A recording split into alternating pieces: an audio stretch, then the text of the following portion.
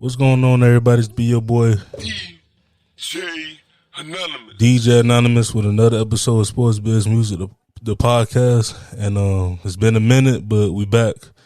But on tonight's show, I got a very, very special guest. I got my boy Shehan Jeyarajah. I said it right? You got it, man. You got it. Thanks for having me. No problem. I want to let you know that very, very special guest because it's the first episode in a while. I want to say probably since like August, and it's the first episode of the year. So thank you for accepting the invite for coming on the podcast. Yeah, man, I'm excited. Thank you for having me. So before we get into the questions, introduce yourself to the listeners. Yeah, for people who aren't familiar with my work, I work over at CBS Sports. I'm a national college football writer over there. So basically, I spend all my days, following college football, watching all the games, talking to all the people involved. I always say it's better than having a real job. So, if you love college football, make sure and check out my stuff. So what made you want to get into like college football, or really into like pretty much media and writing? Well, you know what's funny is, so I'm from the Dallas area, and so growing up, I wasn't a big college football guy. I watched it, certainly, being in Dallas in 2005 during that Vince Young Texas run to the title, like that made everybody a college football fan. But I grew up more of an NBA guy, more of a basketball fan. And then I went to college. I went to Baylor, and I was there at a good time. Robert Griffin had just won the Heisman Trophy when I showed up there, and they started to go on this period of success. And, you kind of just start to fall in love with it, right? And I went and joined the school newspaper, and I had opportunities to cover, some pretty good teams. And, before I knew it, I didn't plan to go into a career in journalism, but I kind of fell in love with it. And thankfully, one thing led to another, and I can still pay the bills with this stuff.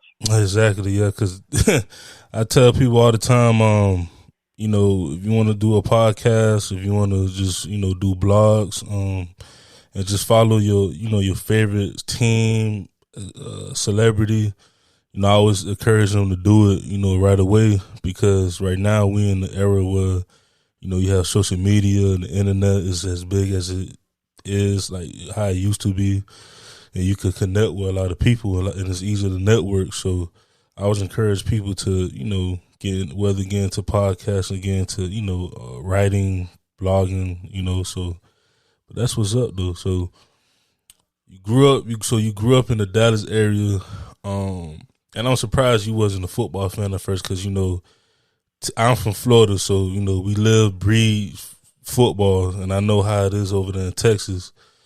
And you went to Baylor, so how was it going to Baylor at the time where, you had RG3? Because I remember them days too. RG3 was playing quarterback, and he won the Heisman. Like, how really was the atmosphere? Oh, yeah. I'll tell you what, the funny thing for me was, again, I went to, so I'm from the Dallas area. I went to a school that was pretty good at football, but not one of the great teams. We got some real teams up here, right? That produce sort of all sorts of NFL players. But, I think for me, right, like when you're in school, when you're in high school especially, there's kind of a separation sometimes between, football and everybody else. And so I think that for me, when I went to Baylor, it was really focused on trying to kind of make it like part of the campus atmosphere. And so, if you're a student at Baylor, one of the cool things, of going to a slightly smaller school from a major college perspective is like you get to see athletes around campus, and you see these guys who would go play in the NFL or go play in the NBA. And so, it was obviously unbelievable. It was part of sort of a long-term rise, I think, that Heisman Trophy that RG3 won. That 1 year,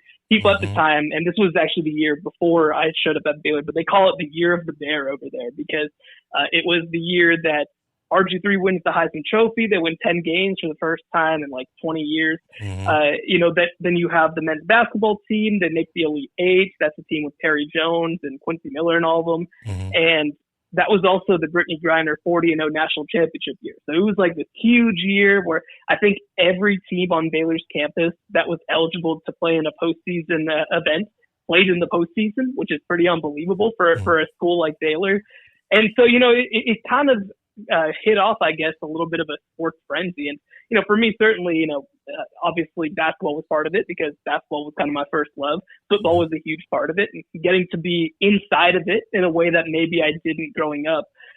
But I love getting to cover volleyball when I was over there. It was great. I mean, I covered a softball team that made the Women's College World Series, and so it's like, I think that the coolest thing about college sports versus even like pro sports is it's like, it's this big thing that everybody cares about, that people are talking about on ESPN or on the internet, and it's still like kind of yours. It's still kind of local, and you still have so much access to it relative to something like pro sports. So it was a great time to be there. Obviously, I mean, Robert Griffin's still a legend over there, and yeah, just an unbelievable time to go to college there. So you was there the year when it was the first year of college football. The college football players were TCU and Baylor. I was there. So you was there. Yep, I was there. How as a student, how did you feel about that? Did y'all feel like y'all got robbed, or it was just it is what it is at that time? 100%. Everybody on campus felt like they got robbed, and I'll tell you what too. So, I got an opportunity this year to the college football playoff, like the organization puts together sort of a mock selection committee, just to kind of show media how it works and the process and all that sort of thing.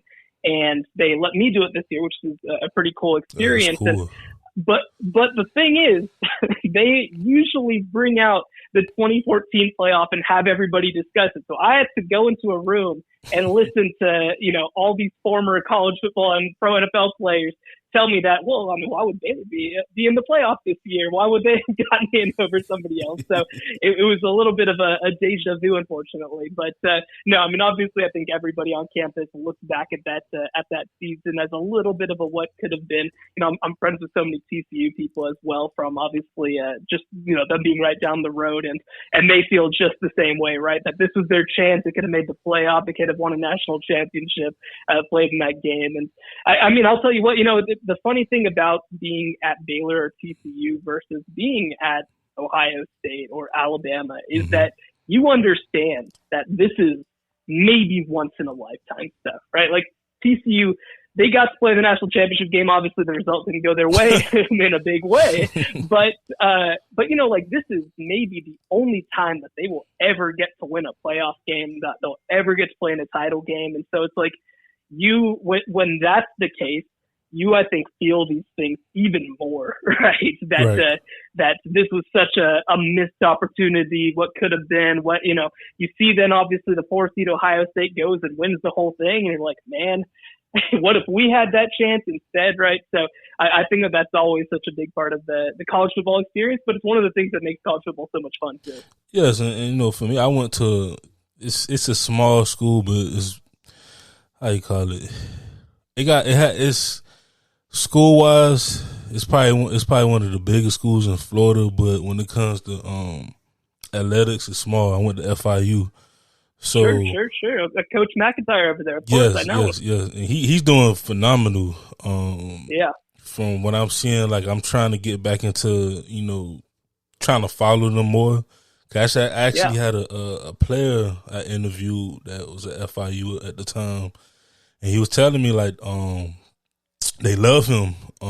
They love the head coach, and this was before the season started. But they said he's a player's coach, and I'm like, that's good. That's something that we haven't had in a while. A coach that could actually grow with the team. Because when I was interning for FIU for the equipment team, I'm like, we have a lot of potential, and I wouldn't be surprised if one day, we become like a Boise State, Utah, a TCU, that even a Cincinnati that, that just becomes so good, and, maybe, in 2-3 years, we can make it to a playoff, especially with the expansion coming up. So, I tell people all the time, all this talent we have down here, we could share between UM and FAU and, Florida States, the UFs and all that. But yeah, I understand like the small, like the small feeling of going to a smaller, smaller university that's not like the University of Miami's, the Notre Dame's, the Texas, so I understand that as well. Yeah, well, and one thing that I'll say too is that before I was at CBS, I was at this magazine that actually covers like the state of Texas, and so I was their college football guy over there, and so that meant that obviously, when you cover college football in Texas, there's lots of Texas, lots of Texas A&M, lots of Baylor, TCU, but I also got an opportunity to cover, some of the teams in Conference USA, some of the teams in the American Athletic Conference. I even got to do some FCS in Division II and Division III, and it's like, one of the coolest things about that experience is, again, like I think the cool part about college football is that it is hyper local, right? Like obviously pro sports teams, you get your Miami Dolphins, you get your Dallas Cowboys, and it's like your area, but it's something different between being the team that's in Dallas and being the team that's in Fort Worth, or being the team that's in Wichita Falls, or being the team that's in Waco, right? Like it's so much more local than that, and I think that's one of the coolest things about college football. Yeah, because I don't like them hours up in Boca Raton, but I would say this, like even going to Boca, and just going to the different, restaurants and stuff, and how they have nothing but FAU thing, like FAU attire, FAU like shirt, everything is FAU. Same thing, even with FIU. We go to a local mall that's not too far away from the university, and the first thing you see is really FIU stuff. You don't really see UM because I try to tell people that's not really from Miami or that's not familiar with Miami. FIU is more. They pretty much on the same exact road, pretty much, but one is on the west side of Miami and the other one's more close east. So they literally, I want to say about 15 miles apart, east from west. But when you go to Coral Gables, it's the same thing. You go to all these restaurants, especially the local restaurants, see nothing but attire. Like you barely see like a Dolphin or a Heat. You see more like Miami stuff. So I understand what you're coming from though. And growing up, I love college football. So definitely. And I mean, obviously, you being in Florida, me being in Texas, so many great teams to watch and choose from, and so many stars, obviously, that both play here and also go out into the world and do great things. Yes. So let's talk about your career. So you right now you work for CBS. How long you was at CBS for? Yeah, so I just finished up my second season over there. Before I was at CBS, I did 3 years at that magazine, Dave Campbell's Texas Football, and 2 years before that, I was at this organization called Cox Media Group in Atlanta. So I've done this now for 7 years professionally. I've dating back to when I started covering them for the school paper and some other outlets as a student. I've now done 10 years now as a college football reporter. Okay, so I have a couple questions. The first question is how give us the positive side of things of working in media, especially being around college sports, in particular college football. So because I know I have a lot of listeners that's that either young or even around our age or a little bit older that's trying to get into media. So give us a day-to-day, but give us the positive side, then give us the negative side of it. Yeah, definitely. So, every job is a little bit different. Obviously, for me now, I'm a national guy. And so the funny thing about it is I'm writing less than I ever have because, one of the things, and I think that this is both a positive and a negative in some ways, is that, early on, you kind of got to grind, right? Yes. You kind of got to, whether it's working somewhere that might be difficult. I mean, I have so many friends who started out as maybe high school reporters or something like that, where you're going around and having to write a bunch of stories a day. My thing was more, I worked for a real aggregation type site. So I was writing, 6-7 things, a day off of that sort of thing. And so, so obviously that can kind of be what you make of it. But, so day to day for me, I mean, I have sort of assignments that we put into our calendar and I'll write on that. And then also I'll pitch things throughout the week, throughout the month, throughout the year. whether it's feature ideas, whether it's column ideas, whether it's, so either sort of reporting or opinion. For me as well, I live in Dallas, which is obviously a huge advantage in college football because the conference offices are here. There's a couple of programs in the area. So, and then also, being a national guy, it's a lot of having to keep track of things. It's a lot of having to talk to people over the phone. It's a lot of having to stay in touch with people in that kind of way. So, and I think that, the cool thing for me about college football and about being a national reporter is that, I mentioned that hyper local, like I get to kind of fly into a place and try to understand it and learn about it from sort of an outside perspective. Right. So, right. I last year, for example, did a story on Kenneth Walker over at Michigan State. And so it wasn't just talking about the player, obviously that's a big part of it, but it's also trying to understand what Michigan State's doing over there and how Mel Tucker was able to have some of the success and what the dynamics are that affect the team. And so it's like I get to kind of come in and have a 30,000 foot view in a way that a day-to-day beat writer doesn't necessarily get to have. And so, that's a really cool opportunity for me. That's a really cool experience for me. You obviously get to talk to and meet such interesting people working in this profession, people who, have an opportunity someday to maybe become superstars, right? Like I covered a lot of games with Patrick Mahomes at Texas Tech before anybody knew who he was. Yeah. And, so it's cool. I was there because he was playing Baylor that week back in 2014. I think it was his first or second career start at Texas Tech, and he set the all-time Big 12 passing yards record and as a freshman and threw for 598 yards. People were like, who the heck is this kid, right? Like, it was just one of those sorts of things. And so, that's another thing that's really cool about college football is you just get to kind of be there first, right? You get to see these guys. And so, you get to talk to them, you get to know them.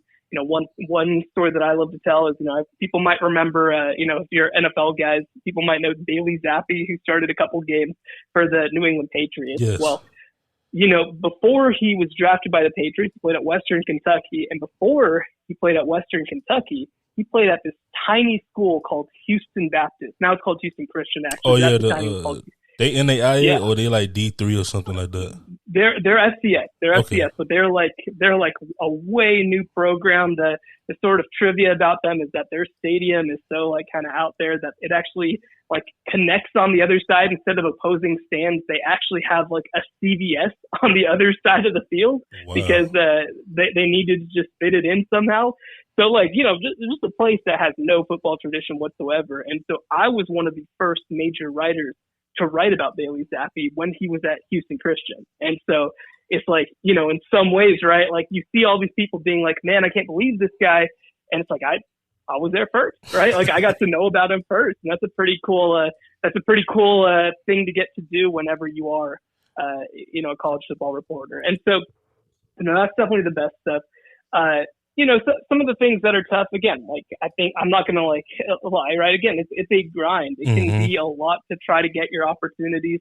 Unfortunately, because this industry isn't fair. A lot of the time when you're starting out, they're going to try to weed you out with low salaries, right? I mean, people go for years and don't make any real money. And I'm thankful I was able to kind of, rise through the profession, but that doesn't happen for everybody. I have a lot of friends in the industry who started off and who I thought were great, and they just didn't make enough money to make it worth their time anymore, unfortunately. And so, I think that's something that we really have to address about the profession because, look, economics should not be the reason that talented people are getting pushed out.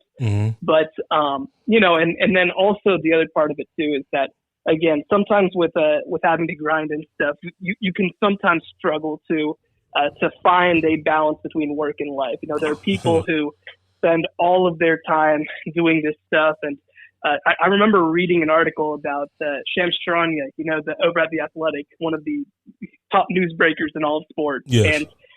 And his day-to-day life sounds like hell, man. He's always on his phone. He's always talking to somebody. And I'm married and like, I just don't want that. Right. And so, you have to, I think, try to figure out early in your career what's worth it for you, and what you're willing to do and what you're not willing to do. So, again, it's an incredible experience to get to be around college football and to talk to these unbelievable people and tell these unbelievable stories. But, it also definitely comes at a price at times.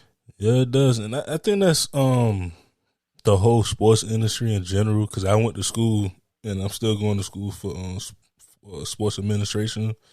Right now I'm going for my doctorate for a DBA, a doctorate in business administration, concentrating in sports administration. But in my, what classes was I just had? It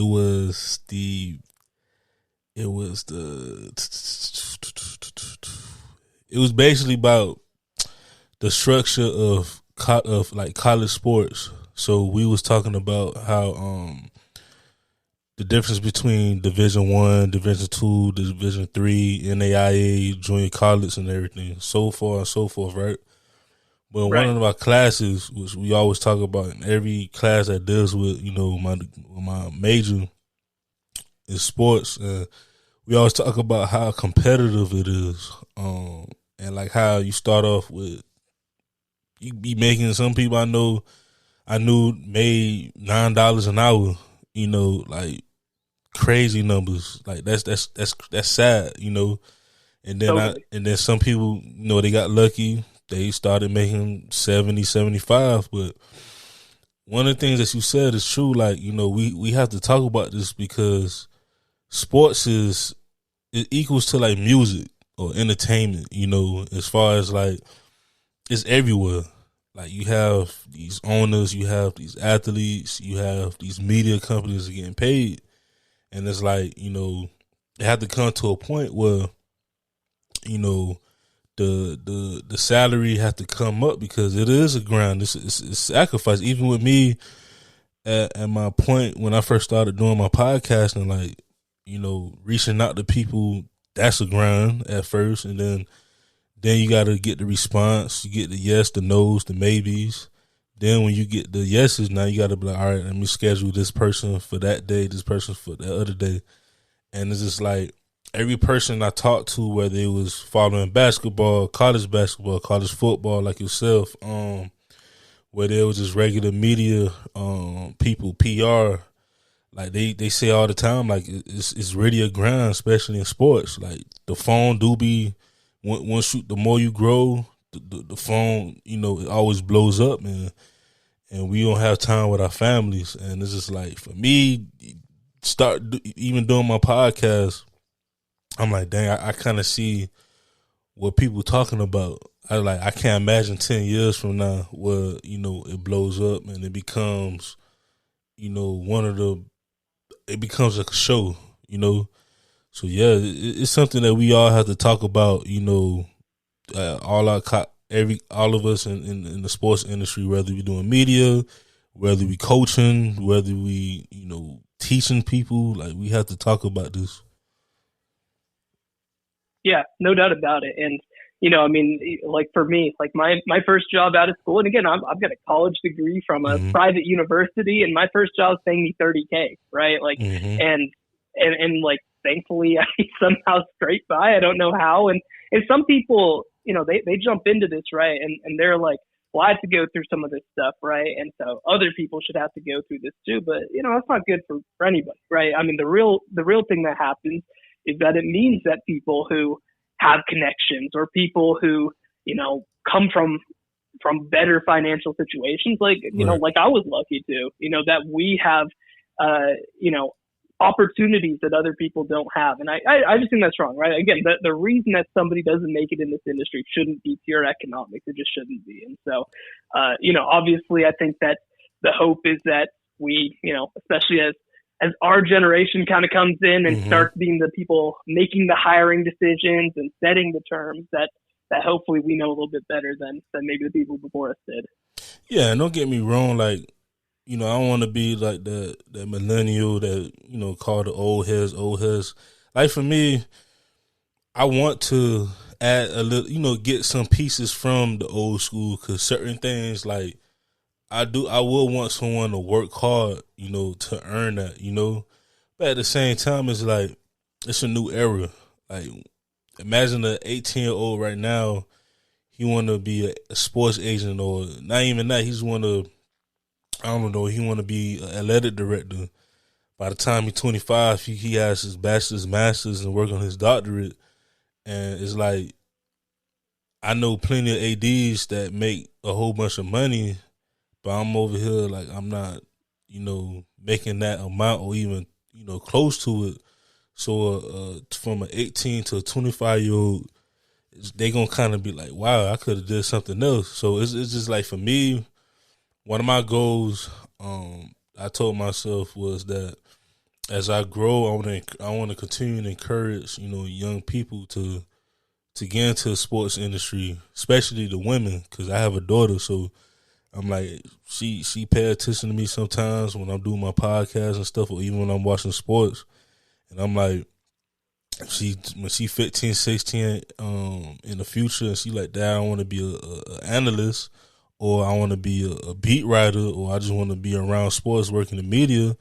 I want to encourage her, like everybody else, because it's a grind. But from people that I know personally who grind it out and stuck through it, they seen a lot of blessings, So yeah. Yeah, most definitely. And, look, for me, I was somebody who loved sports growing up and couldn't get enough of it. And that's what I did in my spare time.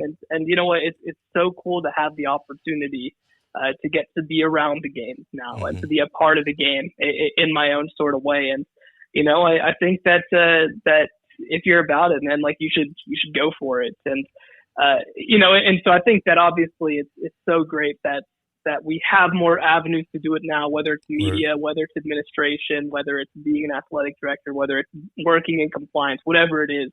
There's obviously so many ways to be involved in the game. And, the biggest advice I think that I'd also give people trying to make it up, especially in journalism, where my background is don't undervalue your work, right? Like there's going to be people who are going to tell you, well, write for me and it's for, exposure, write for me and it's for whatever else. Like, it is a job, right? And I think that, 100%, it's a business. And I think that, the funny thing is, like, for example, my wife works in the environmental field, and it's a different kind of field, but there's some of the same dynamics. People feel like these fields that are passion fields, whether it's sports, whether it's entertainment, whether it's nonprofit, that you should feel lucky to just have the right to work in the field. And, I mean, the reality is ultimately, you also have to make sure that you are doing things that are worth your time and doing things that compensate you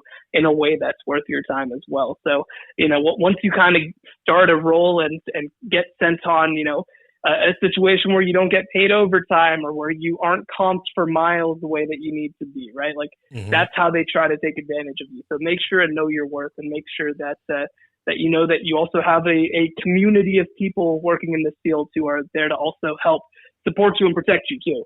Yes, yeah, that's that's the main thing. I always felt like it's always good to have some type of security, some type of a village of people that, good or bad, just be there for you. Because any industry, like my wife, she's a teacher, so when she feel pressure sometimes, I'm always open to talk to her.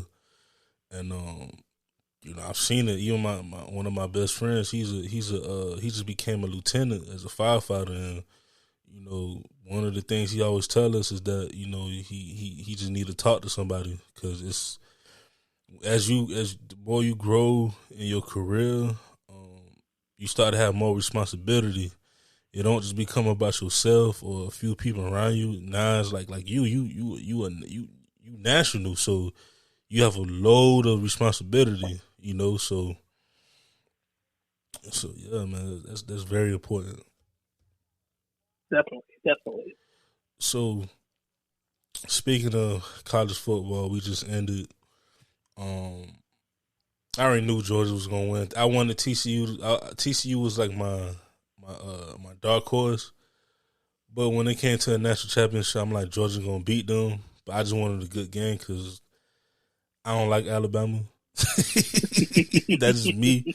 You know, I don't like. Yeah. I'm just like, I don't like Alabama.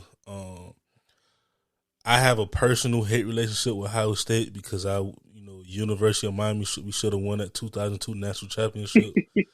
And then like I like Clemson, but respect to their offense, but the quarterback wasn't really it for that offense. And then it's just like for me, I'm like, I like to see new teams. So my first question that I want to ask you is like from the overall this past season, like, and it was crazy. It was probably one of the craziest seasons I ever witnessed. Like, in your opinion, in a quick wrap up, like how did you feel about this past college football season? Yeah, I mean, I think it was an unbelievable season, and some people are gonna, like you said, kind of just remember that final moment. But a lot happened, of course, before that. I mean, let's remember, right? We had a playoff that had Michigan, Ohio State, TCU, and Georgia, right? A bunch of teams that a couple of years ago no one would have ever thought could have been in the college football playoff. We had TCU play in the national championship game. That's something we've never really had before. We've never had a program like that play for a national championship. I calculated some of the stats after bowl season, for example. Out of the 43 bowl games, 22 of them were decided by one score, and 12 of them were decided by less than 3 points. So, we had an unbelievable bowl season with a lot of competitive games. And, the other thing, too, is I think you look around college football, we had a lot of really good, really high-quality teams who maybe are slightly new to the picture, right? We had Washington. They went 11-2. Nobody really expected that after they went 4-8 last year. And the quarterback coming back, too. Absolutely, Michael Penix. He led the entire country in passing offense. So going to be really, really good. We had Drake May emerge at North Carolina, of course.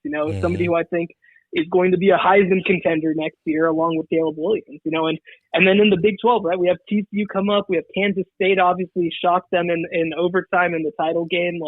I think it was a really unbelievable season. And probably from the beginning, there was one team that was just ahead above everybody else, but.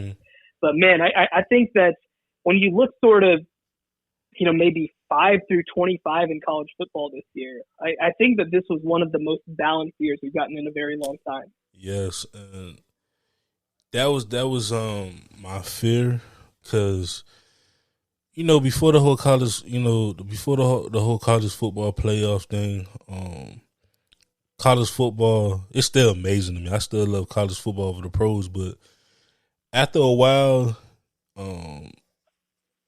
I was starting to hear that, man, NFL is better than college football just because it's the same teams going in the playoffs. So for me, before this particular season, because last year I just felt like it was predictable. I already know who's going to go to the playoffs. I mean, to the not even just the playoffs, but just the national championship. It's going to be Alabama, Georgia. I already knew.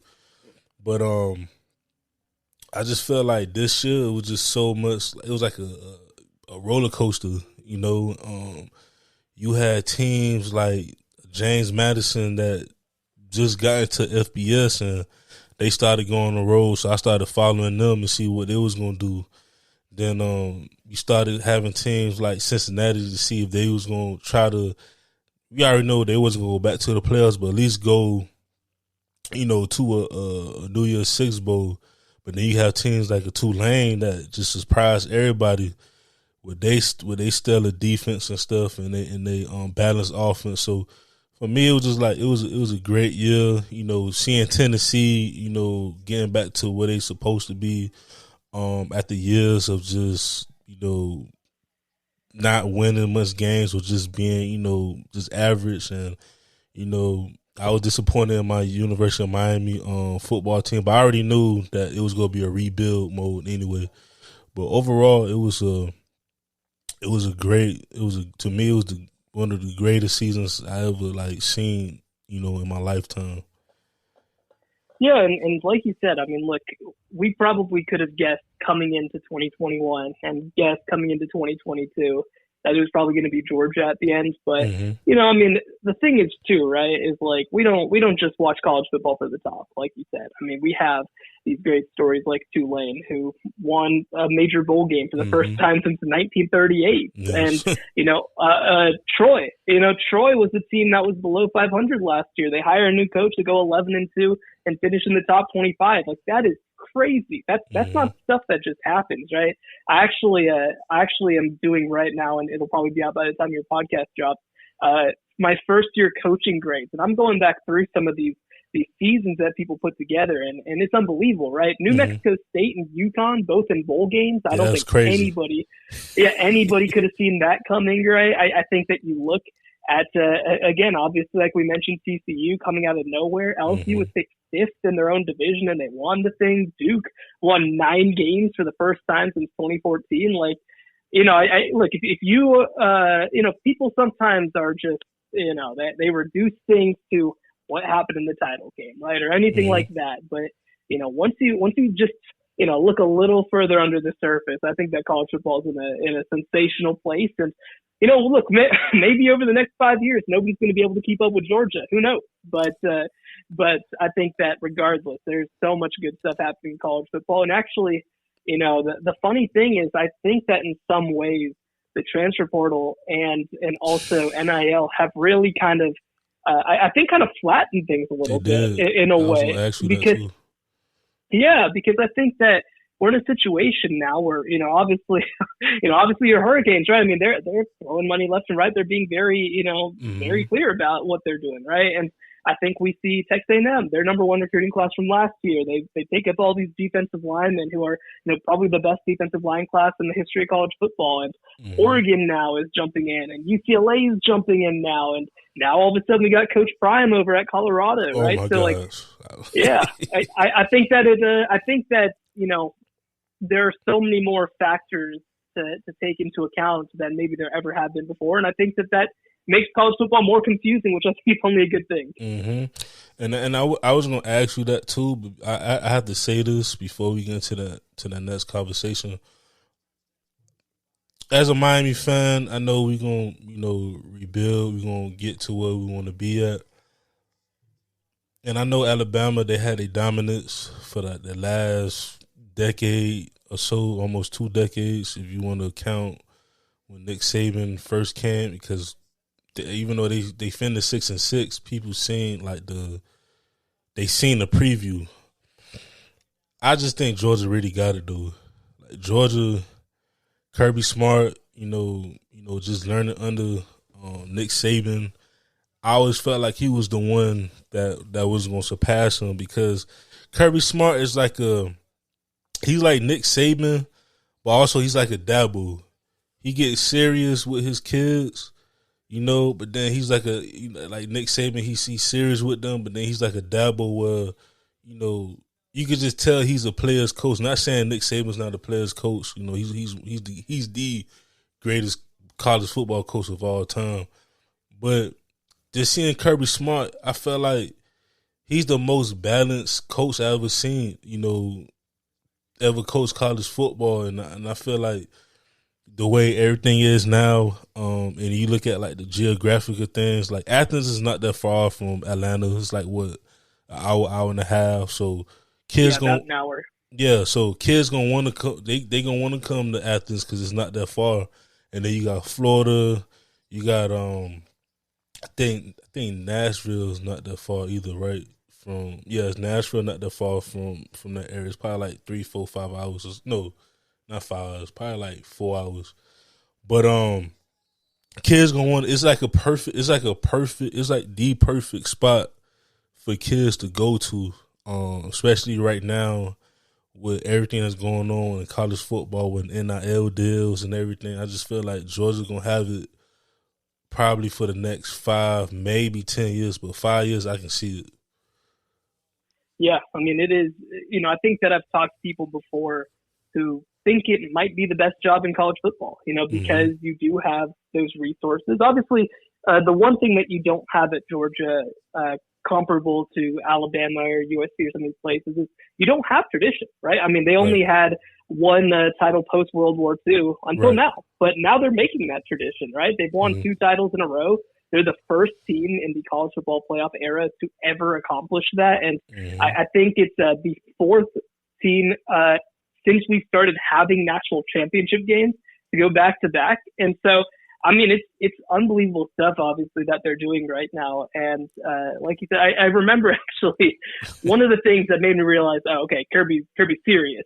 Is when he first came in that summer before he had coached a game, he came in and he didn't just obviously all the recruiting stuff, he did well, whatever, but he went to like the Georgia State House and we're like, I need these minor laws changed in order to help me recruit better. And it was like that's Saban stuff, right? That's going down and telling the governor of Alabama like these are the laws I need, and then I can win titles for Alabama, right? Like. To have somebody who so understands the minutia of what you need to succeed in college football and what advantages a state government can give you. I mean, that is a special knowledge of how to do it. And here's the other thing too.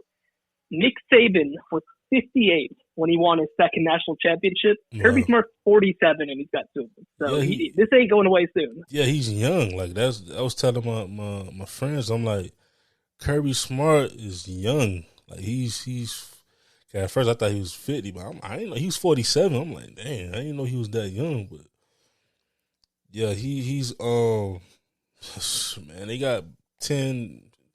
They gonna have a dominant next decade. Like the 2020s is gonna be theirs. And then what I was about to say too. Oh yeah, with Kirby Smart. My cousin, I have a cousin. He's from Gainesville, and he's a Florida fan. And he was telling me about like the rules that Kirby's trying to change. Like they not trying to. He don't want to have that neutral site with University of Florida anymore because the cocktail party. Yeah, I didn't even know that you couldn't have like even the home team. They are limited to recruit, so I didn't know that. So he basically trying to have a home and home series with Florida. Now, growing up in Florida, that's one of the greatest rivalries. Growing up, like I tell people this all the time, and even Florida Gator even agreed with me. Miami and Florida State to me is the best rivalry in Florida. But when you talk to a University of Florida fan, yes, they hate it. Florida State is up there, but they hate Georgia more than they hate Florida State. Like it's a different type of rivalry, and I feel like the positive, it would help, both schools to, for their recruitment. But then at the same time, once again, you're taking away the tradition, and the world's greatest cocktail party was like it's like a holiday. People say if it landed on a Friday or a Monday, it'll be no school up there because it's really that massive of a game, So that's crazy. Yeah, no, and I mean, and I'll tell you what, obviously we got one of those out here too, right? With Red River, and yes. That's held at a neutral site, and they flip it every year. And I'll tell you what, right? Like. When there are so few neutral site games that I think are done right in college football, look, if you're at an NFL stadium, like it's probably most of the time not worth it, right? But I think that those games, they do it right. They, like you said, they flip off sort of which teams are able to recruit which week or which year based on who's the home team. I think that certainly that might be a conversation that Kirby might want to have is to try to do that. And I will say too, talking to people around Texas and Oklahoma, one of the things that I think that Georgia's also probably dealing with is that because that, which is the premier game that they play, is played at a neutral site, sometimes the complaint is that, if you're Georgia, Texas, or Oklahoma, like you don't necessarily have another great game to tell people to come to, right? Like your home schedule is probably not elite, right? Because you don't necessarily have other games. And that's one of the things Texas and Oklahoma fans have told me about going to the SEC is well, we want the opportunity to host Alabama. We want the opportunity to, to do this and that and have that in our home schedule. But, right. The funny thing is, like, this is the funny thing too about even like Georgia next year. Obviously, the SEC is the conference in college football. There's no question about that. They schedule, sorry. But, I know you. Yeah, well, yeah. Well, you look at Georgia's 2023 schedule. It's a joke. It's a joke, right? It's a joke, and like, yeah. No, I'm sorry, because I knew he was gonna go there. Because after the game, me and my homeboys, we was looking at the schedules. I'm like, this is terrible. I know it's like it's bad enough that I have to read it. UT Martin, Ball State, South Carolina, UAB, at Auburn, Kentucky, at Vanderbilt, the Cocktail Party, Missouri, Ole Miss, at Tennessee. That'll be a good game, but it's obviously on the road. Yes. And then at Georgia Tech. Like there is 1.5 football games on that entire schedule. And I think that with the expansion of the college football players, I feel like all that's gonna change because it like even being a Hurricane fan, I remember I had this argument with one of my close friends, and he'll say, "Why nobody don't go to the games when they play Bethune?" I'm saying, listen, you gotta think about it. First of all, and I already know who I know who you know who Mad Dog is from ESPN, right? Yeah. And I don't like his stance when it comes to Miami, sports and stuff. I said, listen, you gotta think about it. It's hot down here. It's hot down here for one. For two, Miami, just like Texas, like Dallas, we spread out. So Miami, you have like where the Hard Rock is at is in North Dade. So students from Coral Gables, that's down south, they have to travel up to go to these games. And then two, it's like, especially where we've been at the last few years, not everybody want to come out. Shoot, I've seen Alabama games where they played who they played last year? What was the FCS team? I forgot the name of the school. But anyway, they played like a UT Martin. Not everybody want to come out because they're like, we already gonna win, and it's hot, Yeah. So it's a lot of factors that go into that. So like, for example, Miami plays. I remember the year when Mark Richt was the head coach. We played Notre Dame at home. Number one, that's one of our rivalries. Number two, it was at night, and three, it was prime time. It was a rivalry. It was the most sold out like ever, in that stadium. And then the following week was Virginia Tech, I believe. So that was another rivalry. So a lot of stuff factor into it. So I just feel like when this expansion comes in it was in 2024, right? Or 2025. Yeah. When it comes in 2024, it's going to allow even a group of five teams to, let's not just schedule a Texas. Let's schedule a Texas and a Baylor, or let's schedule a Texas and a USC, like just to amp up the scheduling, because people think it's gonna be easier because it's gonna be expanded to 12, but no, it's gonna make it even. I already know the committee is gonna even make it more harder, especially for the group of five to get in because of that. They gotta look at the scheduling, for like especially for the wild cards. Just want to say so yeah, man. But that schedule is nasty. No, and like you said, I think it's funny. You look back at the history of college football because right before 1998, we didn't have title games at all. Right, we just had the AP poll and selectors like that, and so you look back at like schedules from the 70s or the 80s. The teams just scheduled teams, right? Teams, they'd have like 2 or 3 teams that were real teams that they play every single year. But when we got into a situation where we're playing for the BCS, and so all that means is the only number that matters is that loss record. And if you've got 1 loss or you got 2 losses, you're out.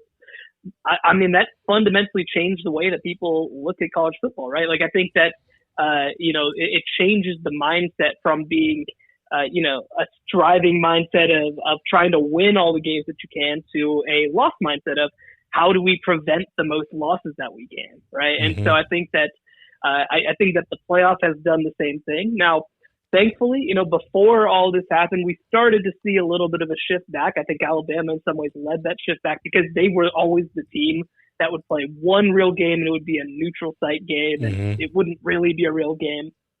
Well, now I think they're in a position where they had the home and home with Texas, right? They played at Texas last year. They're going to host Texas this year. That's good for the sport. And I think that, we're going to start moving in that direction. I think that, you look at some of the other conferences, right? Like with the, back speaking of 2014 is, Baylor obviously got memed to hell for their bad non-conference schedule. And that non-conference schedule was obviously made during a time when they were just trying to get 6-6, man. Like they were just trying to get bowl eligible.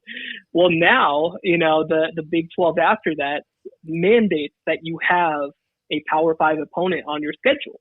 And so every single Big 12 team plays a Power 5 team guaranteed, right? And they already play a 9-game conference schedule. So they're playing at minimum 10 Power 5 teams every single year, right? And so I think that, it really helps open the door because you look at like the SEC, there are a couple of, protected rivalry games, but like, next year, Georgia, they play one non-conference game against the Power 5 opponent, and it's their historic game against Georgia Tech, and that's it, right? So they're playing 9 Power 5 teams along with, and one of them is Georgia Tech, right? So, thankfully, again, we're starting to see it come full circle. I think that Texas it's Oklahoma had a series scheduled up with Georgia to play a home and home. Now that's been scrapped because because they going to the SEC. Because Oklahoma's going right, but we are I think starting to see a little bit of a move back because again, you look at the history of college football, 60s, 70s, 80s. Look at those schedules. I mean,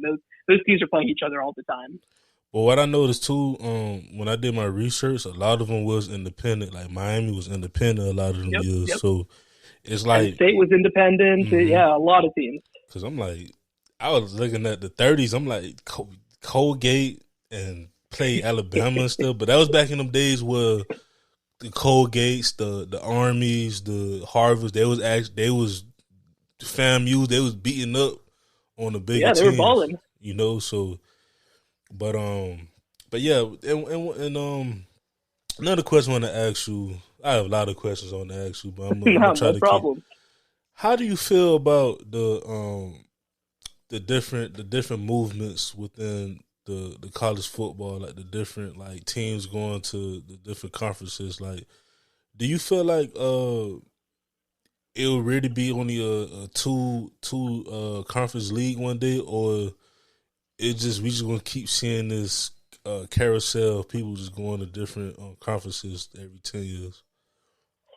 Yeah, well, I'll tell you what. So, the magazine that I used to work for, Dave Campbell's Texas Football, when it was created back in 1960. And actually, the guy who started it, Dave Campbell himself, actually only died last year. So he was like kicking at like 96 years old watching college football, right? But when it was formed in 1960, it was actually formed basically around the Southwest Conference, which was the conference that was primarily Texas schools back in the day. Also, Arkansas was involved in that.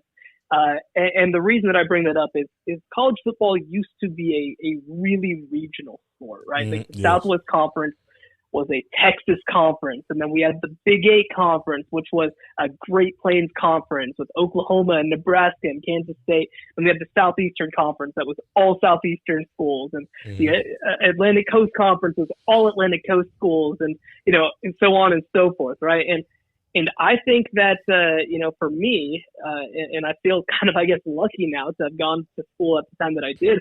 It was cool, right? Like when your team plays somebody in football, you can drive there, you can, road trip there with your friends. And to me, that's what college football is about, right? Is like getting to play teams in your area. And also, by the way, like getting to play schools that all your friends from high school went to, Yes. right? For example, like I have a group chat with a bunch of my friends, and a bunch of them are TCU fans. And last year I was talking all sorts of crap to them, and this year they were talking all sorts of crap to me. Obviously it's not that serious. I'm not really a fan the same way anymore. Yeah, but it's like it's just fun, right? And it's like so many of my friends went to Texas. All of a sudden, they're going to be playing Vanderbilt instead now, right? So many of my friends went to Oklahoma. They're going to have to get up for a game with Florida instead, right? Like it's just not the same to me. I think that obviously the most egregious now is the two LA schools that are going to be playing Minnesota and Rutgers, right? It's just I think that. And then you got Gonzaga going to the Big 12.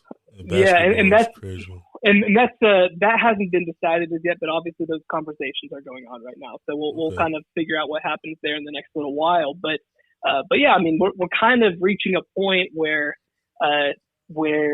these conferences are trying to make themselves national brands, and we are in a position where I don't necessarily think we're going to be at a point where there are only two leagues and that's it, but I do think it's going to be a position where here are the two leagues that we consider the most major, and everybody else is something other than that. Because when you look at the Big Ten and SEC, their television contracts are going to be on a different planet than what everybody else is on. Yeah. So the Big Ten signed one that guarantees them $75 million in payouts in just television money every single year.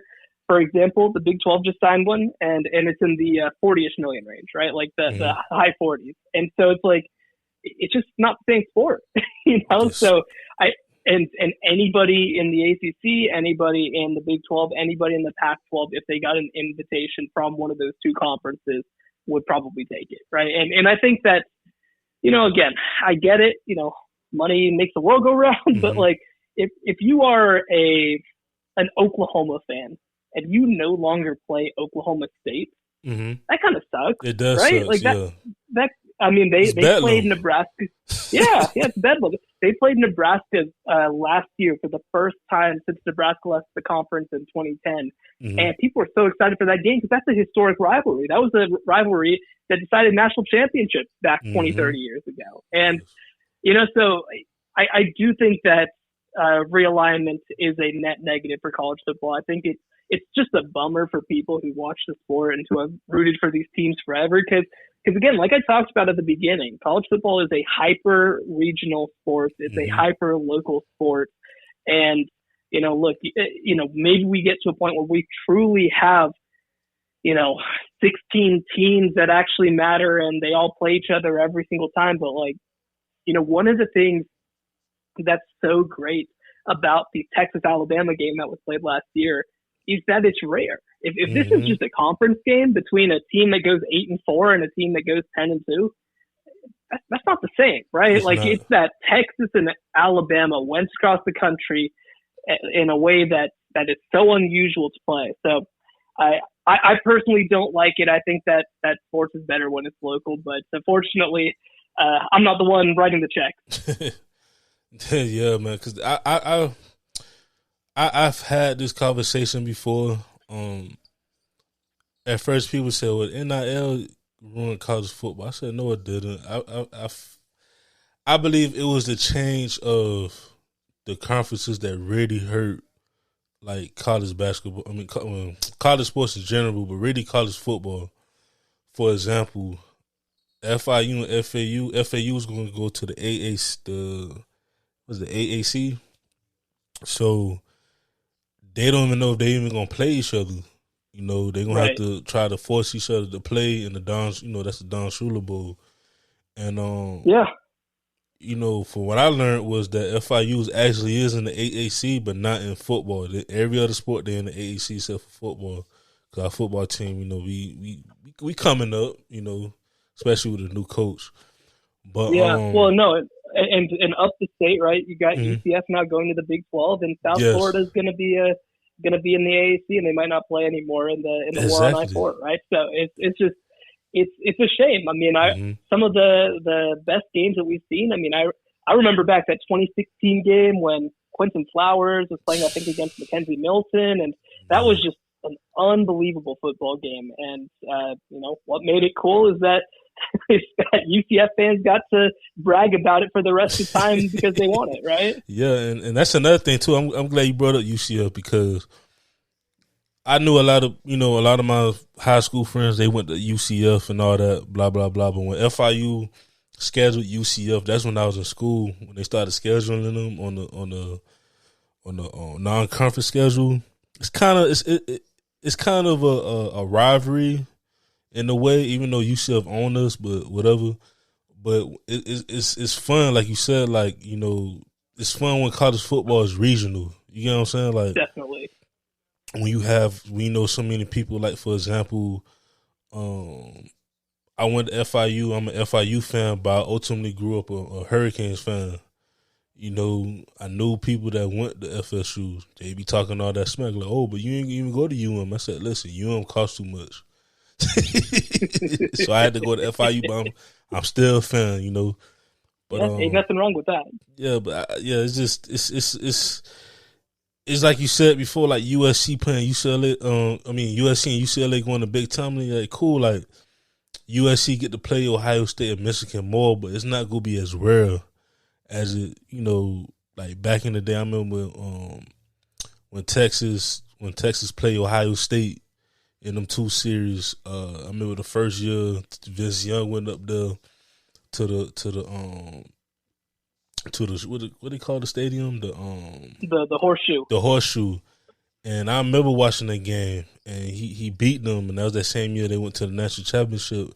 Then the following year, Ted Ginn and them boys, they went up there and beat, down there they beat Texas. Like, it just serious like that it's rare, but you love it, and it's like unpredictable. Now it's gonna get to a point where it's basically gonna be like the NFL in a way, and I don't like that. Me personally, yeah. I don't like that.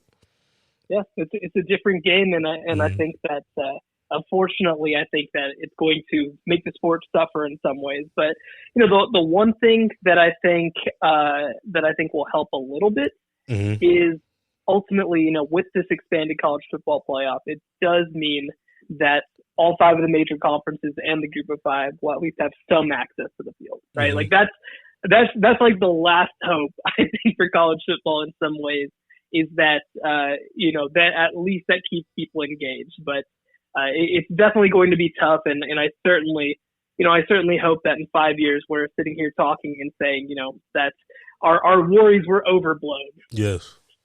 That's what I'm praying for. That's what I'm really praying for, because I remember back in the day, I sound old now, but I remember back in the day, I'm 31, because, we was in that era where it wasn't no ESPN Plus, it wasn't no apps or nothing. Like, I remember it was days where we had regional sports, and if you was that kid that was fortunate enough to get the pay-per-views, like college, not college game day, what was it? It was college, I think it was college game. It was something, but you get to watch like the other games that wasn't shown like on ABC. Yeah. And I'm just like, I love it. I ain't complaining because I get to watch every game. But I'm just like, I remember them days where, it wasn't. You had to really grind it out, and some people had to bootleg and watch like them games. Like, especially me and my friends, we was just talking about Hawaii. God rest his soul, coach. But I remember standing up at them 12 o'clock game. My mom was like, why you up on a Saturday? Like, why you so up for a football game? I'm like, it's Colt Brandon. Like, that's one of the greatest quarterbacks to play right now. Yeah.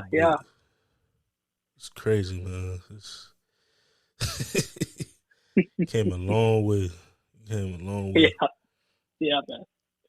So, my 2 more questions, then we could go. The first question is, how did you feel about the Deion Sanders hiring, like going to Colorado, like as far as like just picking Colorado, because you had different rumors of him wanting to go to a Texas school or staying at Jackson State. Others said that he wanted to go to FSU. Like, it was so many different rumors, but out of all the schools, Colorado, how did you feel about that at first? Yeah, well, there were very serious rumors that he was speaking to TCU last year. I think that they probably would have gone Sonny Dykes regardless, but obviously you wonder what he could have done there. Obviously, South Florida was potentially on his list. Too, because he could have came back home. Totally. Cincinnati was on the list. That was one that didn't make a ton of sense to me. But, here's what I'll say about the Colorado situation is I think that, well, actually, no, I hope that both parties involved know what they're getting themselves into, right? Because I think that the big advantage for Colorado is, man, I think that there is no other hire that Colorado could have made that would have made people care about Colorado football nationally, right? Like, short of hiring Nick Saban, right? Like, there was nobody that was going to bring attention to the University of Colorado, right? The last coach that they hired is Karl Dorrell, who, a good coach, but also a little past his prime, right? I mean, this was kind of a retirement job for him, and they were kind of upfront about it. Before that, it was Mel Tucker, who's a good coach, but he immediately left because he realized what Colorado couldn't do for him. And so I think, and then obviously before that, Coach Mackey did a great job, of course, at Colorado. But but I think that I think that, look, Deion Sanders came in and he wanted to see commitment from Colorado. He wanted an understanding that this is what it takes to be competitive and you need to deliver this for me. It means obviously head coaching salary. He's one of the higher paid coaches in the Pac-12. It means assistant coaching salaries, which is something that they promised to him.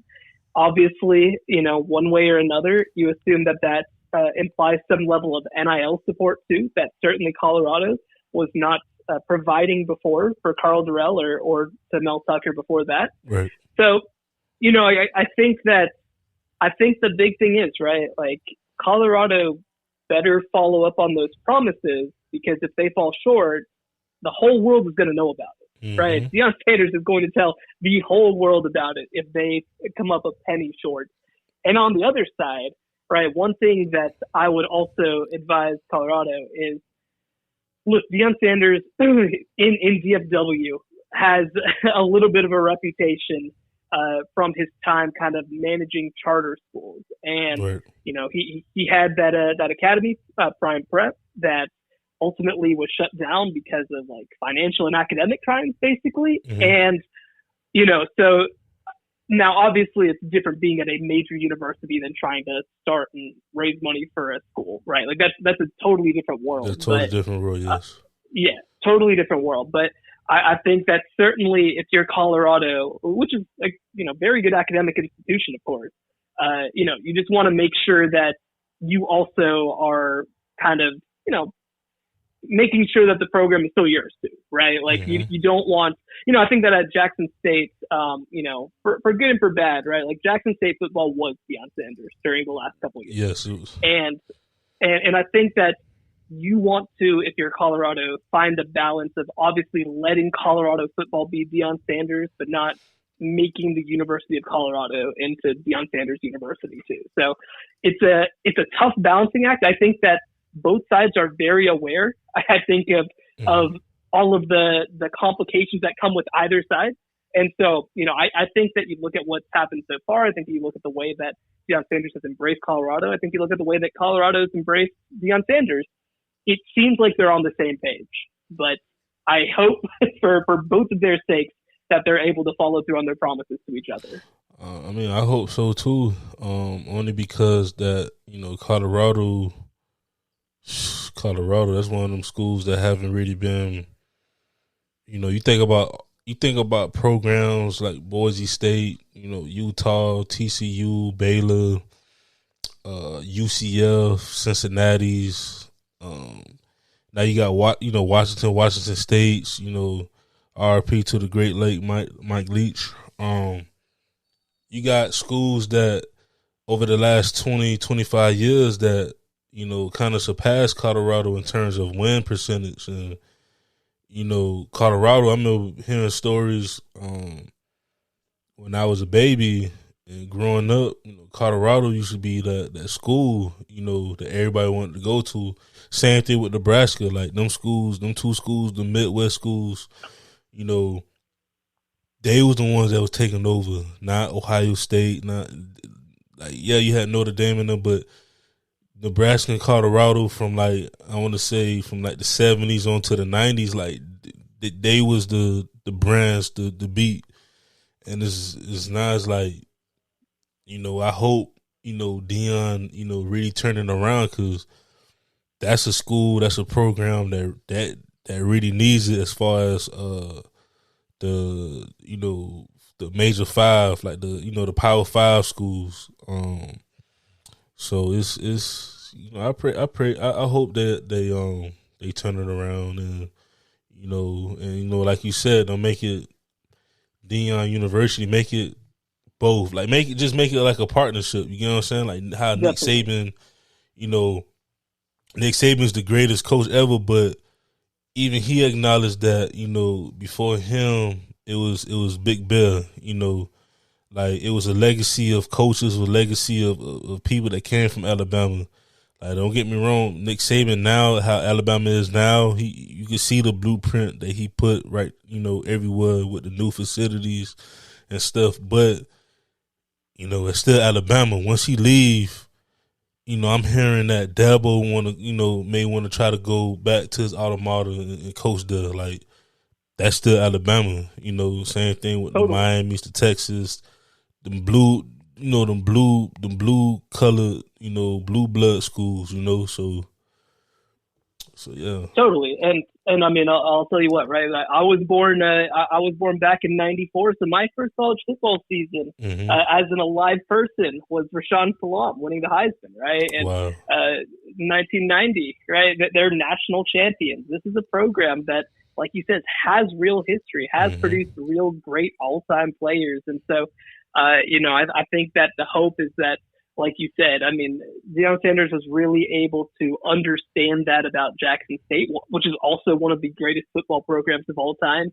I think that you want to make sure that you understand the advantages you have at Colorado and the tradition that you follow as well. And I think that, again, he did a great job of it, I think, at Jackson State. And now I think it's going to be a different challenge being at Colorado, but I think that there's a lot of reasons to be excited about it too. Yes, and we all can't wait. Our eyes go be on Colorado. No doubt. And the last question I have for you is, where do you see yourself 5 to 10 years from now? Yeah, it's a great question. It's a question that I ask myself, honestly, almost every day. I think that, for me, when I was young, I had these sort of ideas for my life, right? Like, actually, when I was in high school, I wanted to, I thought about being a sports writer, a sports journalist or something like that. And, I applied to Northwestern, one of the best journalism schools in the entire country, because Mike Wilbon went there, and I was a big fan of his, and Jay Adonde and all of them, right? And I didn't get in. I didn't get in. And so I kind of felt like, all right, well, that's my sign from the universe that maybe this isn't supposed to happen. But I'll tell you what, if I was at Northwestern, I wouldn't have had the opportunities I had when I was at Baylor. And, so it really worked out for the best for me that I just kind of went in eyes open, right? And so for me, look, I I remember when I came out of school too, I thought, hey, my goal is to someday, right? Like 10 years down the road, be in a position where I'm covering regional college football, where I'm like covering a conference or something. And now I'm here only, 7 years out, and I'm a national college football reporter for CBS Sports, right? And so life comes at you fast sometimes, and things don't always stay to plan. But I'll tell you what, there are a couple things that I think about my future. And one, again, I'm blessed to be married. I'm blessed to have a home. Right. I'm blessed to be in a position where, I can think long term. So I think that for me, I love my lifestyle. I love what this job lets me do. So I think that I could be very happy being here for a little while. I mean, there's on the national team at CBS, there's one other guy who does hybrid college football and basketball who's been there for 1 year longer than me, so 3 years. And basically everybody else has been there almost 10 years, which is crazy to think about. So I think that that's certainly something that's worth considering is that I have this opportunity that I can turn into a long-term opportunity.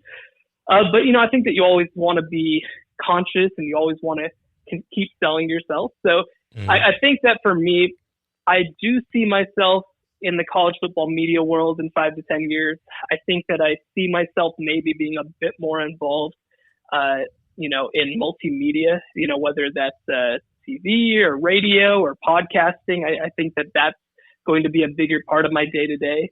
I'd like to have more ability to do some like feature writing, some long form type stuff.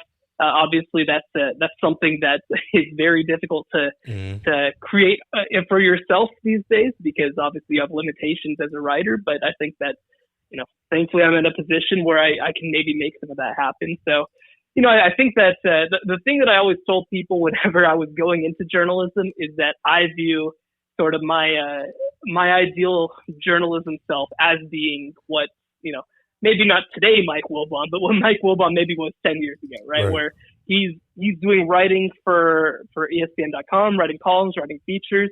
He is taking part in pregame coverage and obviously as a talk show too. And, not that it needs to be that stuff, not that it certainly needs to be for ESPN or any other place, but I think that I want to sort of have that kind of diversified type world as well. Nah, when you do, don't forget about your boy. Of course, man. Well, now I'm a recurring guest, right? So I got to come back. Yes, I tell all my guests, y'all alumni, and it's crazy because, being, like how you was talking about when you first seen Patrick Mahomes and how you was the first one to pretty much see him before people start noting him as the great Patrick Mahomes. I be feeling like that too. Like every guest I have, whether big or small, or been doing it for 2 years, 3 years, 10 years, 20 years. I always felt like we all is catching ourselves at the right moment. Because for me, I never forget my guests, and I always tell my guests never forget about me. Because, as I grow, I want everybody to grow. And, anytime that you want to come back on the show, you got some breaking news, you can come on here. Sounds good, man. Well, I'll tell you what, it goes both ways. So when you're athletic director at Miami in 20 years, make sure and give me all the scoops, all right? Oh, yeah. I don't know about athletic director maybe, but, if I'm blessed to, continue to build my podcast and I start, interviewing, different people and stuff, and they tell me some secret stuff, I'll holler at you. All right. No I appreciate it, man. No doubt. I appreciate it. Everybody's been your boy, DJ Anonymous, with another episode of Sports Biz Music, the podcast with my boy Shehan. I said it right? You got it, man. You got it. And we out. Peace.